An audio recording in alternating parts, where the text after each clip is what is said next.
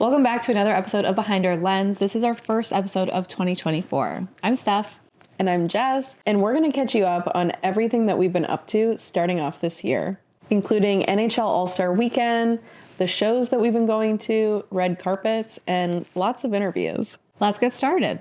Well, Jess, welcome back. We're here. It's our first episode of 2024. Yeah, and it's been busy. Lots has happened. It's March right now, and 3 months is basically gone by, and I can't believe how quickly it's flown by. I can't believe it. I cannot believe that we are already in like mid to late March. So the first 3 months of this year, Jess, you've had a lot of stars coming through the iHeartRadio studios. What interviews have you been up to? So one of the first ones that stands out is Sarah Weisglass from Ginny and Georgia, who played Max on the show, because I'm a big fan, love the show, and she's just such a fun character on the show. And she like really embodies that fun personality in person as well, like in real life. Mm-hmm. But she was also in talking about mental health and like the struggles with everything with social media, which I just think is so important. And we played a game with her around her characters between Ginny and Georgia and Degrassi Next Generation. Fun. And it was just so much fun. So she was really bubbly, really lovely to have in.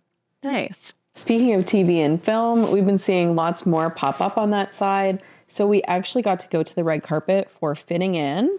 And that starred Maddie Ziegler and Emily Hampshire, which both were amazing in this film. I think it's such an important film to see. And I think just to be out there for especially like young women, just about growing up and different things that can happen and like trying to navigate that in like especially all the social media and the landscape of today. I thought it was really emotional. I cried when I watched the movie. But they came into the studio, we had them in, and then also did the carpet. So it was lots of fun. It looked like a lot of fun. Yeah. And they look like a great duo also. They just seem like they're having so much fun together on that press tour. And they play mother-daughter in the film. And so I just feel like you could really see their chemistry. And that's why it was like a really good overall film. That's great. Well, an interview that I was able to be a part of this year was with Michael Bublé. He was in town for the NHL All Star Weekend. So much fun. So much fun. What a character he is. Yeah. He came into the studios. He did an interview with Chum, 104.5, and iHeartRadio.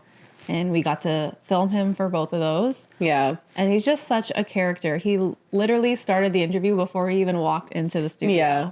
He is like such a ball of energy and he's so playful. I think a lot of the times he'll say things and like they'll run with things in the press and they just don't understand his personality because he is wild and he is hilarious. Yeah, he has such a dry sense of humor and he's just always cracking jokes, which is so nice too when talent is like that. Yeah. From like our perspective. Mm-hmm. And he was really talkative. He's super nice. So everything you hear of him that he's a really nice guy, that is true. He was great to work with. He was also so welcoming. Like he was in town for the NHL All Star Weekend, like he said. And while we were out doing things, we actually ended up getting some jackets from Pro Standard. And so I had these amazing jackets that were like totally decked out and it was all NHL and like all the teams and Toronto like centric. And we were ready. Shannon had her jacket on and we had one for Bublé. Mm-hmm. But then I was like, I think we should just all get in these and go like full out. And everyone in the room basically had these jackets on. And as soon as he was coming over, he was so excited. Yeah. I mean, it was so much fun to do and be a part of. And he was like, oh my God, I feel left out. Like, I need to be a part of this crew. And then Shannon was like, you can be. So we're now in a crew with Michael Bublé. Yeah. Shannon gave him the jacket. He was so excited to wear it. And then he called ourselves like a little gang. Yeah. And we all took a photo together, which was so nice. It was his idea, which was so nice. And then he shared it. And he shared it on his socials. So we were on. We're basically famous. Socials. In case you didn't know. No, it was really, really cool. And such a fun time with him. He was just such a pleasure to work with. Mm-hmm. Yeah. Speaking of that weekend, it was wild. There were so many things going on in town. There were so many stars in town. Tate McRae was here. Right. You had Justin Bieber, Michael Bublé, Will Arnett. Diplo was here, the Kid Leroy with Tate McRae, who they were both seen out and about, which I don't know. They're both so famous. I just feel like what a couple. I know. I would have died if I saw them on the streets of Toronto. Yeah. And I was just everywhere. You were. Really, everywhere. We went back and forth a lot to basically where the NHL All Star Weekend fanfare was happening. And it was a lot of fun. I must say, like, they did a really good job integrating a different perspective with so much musical, like, things and different connections that were going on. Yeah. So we did some interviews there on site. We actually talked to the Glorious Sons while we were there. We brought them some jackets as well. So had some really good fun times there. But then I did a lot of late night event type things. You went to a lot of clubs on I Fifth covered Street. some after parties because that's where our favorite people were hanging out, you know, so we had to be there. I went to the Sports Illustrated, one of the sort of after parties that were happening. It was very late, but it was also an interesting vibe just because it was at the Liberty Grand, which is like typically a wedding venue. So to see like Diplo, Frank Walker, Kid Leroy, it was interesting. I won't say it's an ideal setup. But you know, the Kid Leroy was there. He was having a great time. Yeah, he looked Also, like it. The guy from the White Lotus Oh, that's right. like showed up and then was also hanging out with him. He's also from Toronto. Yeah. Yeah. Everyone was in town. Mm-hmm. It was wild. After that, like got some fun stuff of the Kid Leroy there, went home, slept a bit, went back the next day, did some stuff. Then the next day I was gearing up to basically go to Loud Luxury's country debut party that they were doing. Right. So that was at Paris, Texas, which is a new country bar here in Toronto. Mm-hmm.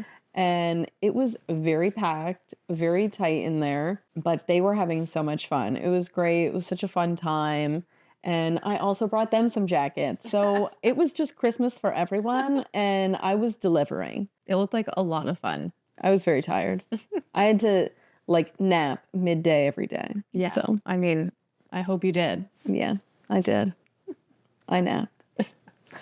So there's been a lot of red carpets happening this year so far. Jess, what other red carpets have you been to? Yeah, it's been surprising. It was a really busy start to the year. Mm-hmm. We got to go to the Juno nomination announcements. Nice. So that was really fun. There was a lot of great Canadian talent on the carpet. We got to talk to Nelly Furtado, which looked stunning. So cool. And like, what an outfit. She just looked like such a boss. I think she's going to be a really fun host. And I'm really excited to see like what direction the whole like musical intro goes with her. So really excited for that. And just excited to like see all the artists there, but then also see them in Halifax because Miles and I are leaving this week to go to the Junos. Yeah. So you have quite a busy week ahead of you. You're also going somewhere else? Yes. So we go to Halifax, we come back after the Junos, and then I go with Shannon to LA for the iHeartRadio Music Awards the next week on the long weekend. That's so fun. It is. I'm really excited. I'm not going to lie. The weather's been weird. So I will gladly take some sunshine. Yeah. I like that. Also, a side note, I met Nelly Furtado when I was 15. I was at my first ever job. Oh my God. At the Disney store. What? Yeah, and I was just like a sales associate working. Why was she in the Disney store? She was there with her baby. Oh my God. She had a stroller, and she was very like low key. And yeah. Nobody really like noticed. And then one of my coworkers was like, "I think that's Nelly Furtado." Wow. And then I was actually helping her like pick out stuff. No way. Yeah, and she was super nice. That's wild. And I didn't like acknowledge the fact that I knew she was Nelly Furtado. Yeah. But yeah, she was super nice. So. When we were on the carpet, I don't even know if Miles really noticed. But I noticed because it would have been like so freaky because she's just like such like an icon, especially in Canada. Yeah. But he was talking to her and she like literally grabbed a hold of his arm and was like, talking to him. And I was like, wow, she's invested. I was like, there was a connection made. She's cool. So I think we're going to see her again on the carpet. fingers crossed we get her. Yeah, I'm excited to see what you guys do in Halifax. Yeah, round 2. I plan on eating a lot of seafood, so Yes, please do. I'm stoked. I am dying to go to Halifax and try seafood, so I'm hoping the schedule isn't like too busy Yeah. that I can enjoy some seafood. That's my goal. Speaking of all the interviews and red carpets going on so far this year, Jess has been to quite a few concerts already. I haven't even been to a concert yet. It's been wild. I'm actually surprised because typically you don't always see this many shows at the beginning of the year, but it's been great. Starting off strong with Madonna. I mean, Queen. yeah. I will say, like, I really enjoyed it. She's just an icon. Yeah. I mean, so the dancers, the costumes, everything. The staging was really awesome. I will say, I don't believe that any screens should ever go as low as the stage. Because Screens on the stage? she had screens that would move up and down and they were awesome. Like, sick idea. Okay. Loved the concept, but I just don't think they should come all the way down to the stage level. Yeah. Because there were literally people who, I mean, anyone down there, but like if you paid for like the first 3 rows and you couldn't see because there was a screen in front of you, I would have passed away. I would be so mad. Yeah. So I was high up. I could see like everything going on. I was fine. And I loved all the staging. Like, it was amazing. But I would be so upset if I was down there and I was staring at a huge screen. Yeah. But overall, such a good show. She is known for being late. So probably show up late. Yeah. Because it's very well known that it's been a very late tour. So it was very past curfew. I was going to say, like, didn't it finish at midnight? it was crazy. Yeah. It was like, I think the latest show, because I wasn't at Drake. So Right. I think it's the latest show I've ever been to. Yeah. In terms of passing curfew. I don't want to know what that fine was like. But great show. Yeah, it looked like a great time. As always, lots going on at the Madonna show. So Yeah. one day, hopefully, I got to go see her. She is like a great show to see. For sure. And what else have you been to, Jess? Also got to go and see Charlotte Cardin, who is nominated for many Junos and will be at the Junos. So it was lovely to see her before her show. She is such a kind and like gentle human. She seems like that, honestly. Just a like effortless voice that comes out of her. It was so good. It was at Massey Hall too. So it's just like that vibe, So good. you know, just like a great vibe. Yeah. She sounded amazing. Everything was great. Loved it. Yeah, I'm so excited that she's Canadian. 'Cause I Yeah. feel like she's such a good representation of like the new music coming out of Canada. Yeah. She's just so good at what she does. I think she's amazing. I think all of her songs are hits. Yeah. And she's just amazing to see live. Such great energy. Yeah, I'm excited to see where she's going to go because I feel like it's really only up from here for her. Yeah. I'm excited to see all the Junos that she wins. Yeah. Speaking of energy, one of the highest energy shows, which can be controversial, is the Trilogy Tour, which came back for a third. And I must say, I thought it was great. I thought the last time I posted a video of Ricky Martin, people had some things to say about his energy. Yeah. And I proved them wrong because I posted another video. He said, "What you think now?" And it was great. I thought it was like super fun energy. I thought overall we had a great crowd, which I think also is important. It you is. know? Yeah, it You have a is. boring crowd. What are they supposed to do? But I think he took the feedback Yeah. and really improved. you Yeah. know? They were moving. And this was exciting because we actually got a Pitbull headlining show because they rotate through. That's right. And just haven't seen, I've seen like many iterations of like Pitbull and Enrique on tours or like this and that and like them together. Yeah. They're always doing things, but never got to see Pitbull with them like getting to headline. Yeah. He is like he is the definition of energy. Like Yeah. that man is the Energizer Bunny reincarnated into Mr. 305.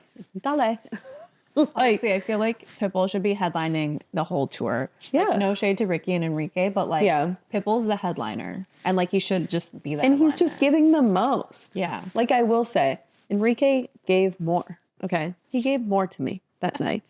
And it was great. Like he was singing more, which was lovely because normally that's what you want to see at a show, you know? So you would expect that. I just thought like he seemed to be enjoying himself. Everything was great. it was overall like back-to-back fun stuff. I still didn't catch the balloon. I'll never forget it. I can never catch the Enrique Iglesias balloon. So close every time. But yeah, love watching Pitbull jump around that stage. Yeah. Man. What a good time. Also, oh my God, I almost forgot to mention that Pitbull had a stumble.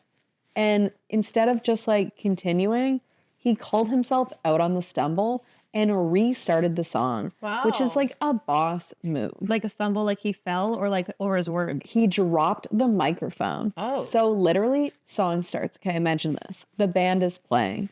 Super excitement, okay? And then he's like walking downstairs and everything because that man is everywhere. Yeah.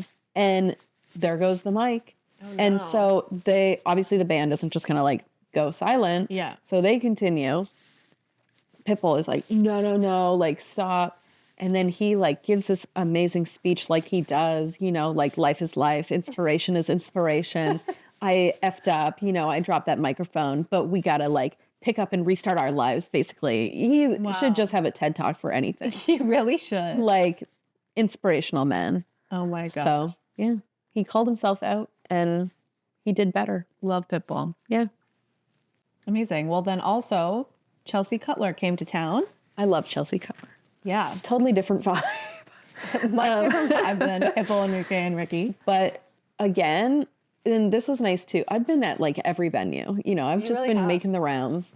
And Chelsea was at History. Yeah. Which also I got to go to VIP, which was lovely. History VIP. If you can go to History VIP, like that is how to watch a show at History. So nice. Yeah. It was just like so enjoyable, comfortable. Yeah. And like, it was a great night. She sounded great. Loved the lighting, the staging. Everything was like so good. Yeah. And then she came in for an interview as well. Yeah. She was in the studio. She was actually in before. And so we got to do that. And then it's always nice when they come in and I also get to see them and like do socials. Yeah. Also controversial. There was a dog in the audience. Oh, that's right.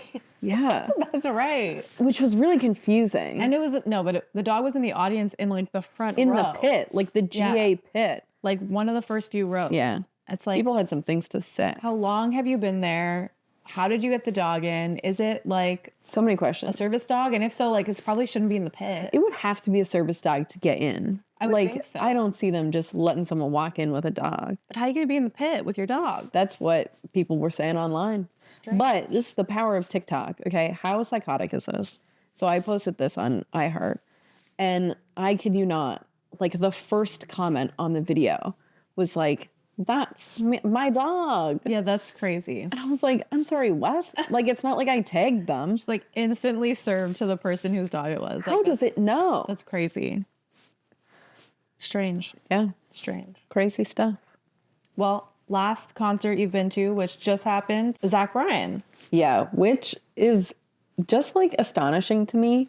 I was listening to his stuff, and yesterday was St. Patrick's Day, and it just felt so right because it was like very indie folk vibes to me. All of the like different instruments, which I love. Like, it was a great overall vibe for St. Patrick's Day, especially. I was feeling the St. Patty's Day. But like, I don't even know how he blew up so fast and so big. Yeah. I feel like I've known a lot of people like loving him in the past few years. Yeah. But yeah, he sold out 2 shows Yeah. at Scotiabank Arena And they're center stage. and a center stage. Like, that's crazy. Crazy. And every person in that building knew the words except for me. But everyone else did. They were all like full energy, screaming every word. Like, Yeah, he has some diehard fans. it was Not some. wild. Lots of Yeah, diehard all of fans. them. He even talked about his first show that he had and saying how it just kept selling out and they had to keep rebooking. Wow. And that's pretty wild, like to start like that. And Yeah. I didn't realize how young he was either. How young is he? I don't He's even know. 27. He's 27? He's 27. Wow, I didn't realize He's that younger either. than me. I didn't realize that. Yeah. Huh. I was surprised. Wow. But yeah, it was such a good show. The energy in there was amazing. Also, only found out yesterday, which apparently also is controversial, according to the comments, that he has a song called 5th of May, Right. which is my birthday. Meant to be. Yeah. So I said, Why is that controversial? oh, just because I was like, this is the first time I knew, right? And people were like, not the classic. You should have known. I was like, sorry, not a true fan, apparently. Like, I'm trying. Okay. But no, it was a really good show. I think he gives a lot of energy. He brought some guys up on stage. No way. That was For what? funny. So I think he does this a lot. But he brings people up to sing a song. So he brought up these two guys. One was playing guitar, one was singing. Fun. I give him credit that I wouldn't be able to do that. Mm-hmm. But I guess normally when this happens, people are like the next pop star, right? And they just like sing great. Right. He also, I saw in the comments online that they were mad that he was reading the lyrics off his phone. I would be... What? I would want to. I would be so petrified. So you don't screw up in front of all these people. I would be so petrified if I was up there. So like, give him a break. Yeah, you know, that's like my dream though. What, to be called brought up by like your favorite celebrity and like sing with them? I would die. That'd be sick. Yeah, I would die. Although I don't want to sing. So don't bring me up. But I'll hold a sign for you and then film it. Perfect match. That's the dream. So one day, maybe not, probably not. But well, it's been a crazy year so far. Yeah. And coming up, there's going to be lots more shows because we're ramping into spring, and that's when all the shows really start to happen. Even though we know what's coming in spring. Yeah, I mean, in the next few weeks, Olivia Rodrigo is coming to Toronto, and while we both currently do not have tickets, and I'll now be in LA, and Jess will now be in LA. I am trying real hard. Yeah. We're trying with all our might to get you in. Yeah. I don't know how it's going to happen, but I really want to go see her. The concert so far looks incredible. I've been watching on TikTok and but we'll see how that goes. Yeah. And then Niall. And before Niall, I'm going to see Taylor Swift in Portugal. Yeah. Which is crazy. Yeah. I'm really excited. Crazy because it's still impossible to get tickets here. Yeah. We still don't have tickets to Toronto. Right here. But I will be there in Portugal, so stay tuned for all of that. Because I will be documenting the entire thing. It's going to be crazy. Yeah. Also, oh my God, we'll be like, it'll be the reveal of like what happens post-album. Yeah. Which is crazy. Like, I can't believe I'm going to see a concert that's going to be like slightly different from the one I've already watched about like 25 times. So. Yeah. You know? What's to come. Until then, we'll just stream it on Disney+. Yeah. I watched it. It's a commitment, though. Go to the bathroom before. Yeah. Well, you can pause it. True. I didn't. Well, thank you so much for joining us on this first episode of the 2024 season of Behind Our Lens. Yeah, so excited for everything to come.